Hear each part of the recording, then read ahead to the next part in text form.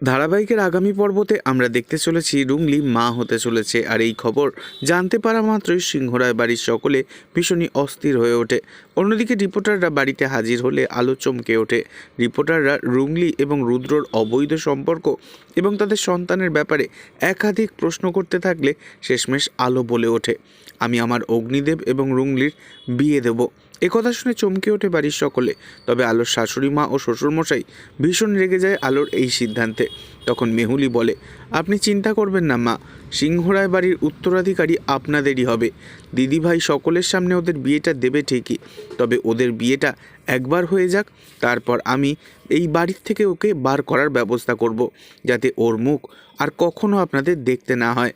এরপরই দেখা যায় মেহুলি রুংলির ঘরেতে আসে আর রুংলিকে 2 লাখ টাকা হাতে দিয়ে বলে, এই নাও টাকাটা, আর বাচ্চাটাকে শেষ করে দাও, আর এই বাড়ির থেকে চলে গিয়ে আমাদের একেবারের মতো মুক্তি দাও, না হলে কিন্তু তোমাকে আমরা পুলিশের হাতে তুলে দেব।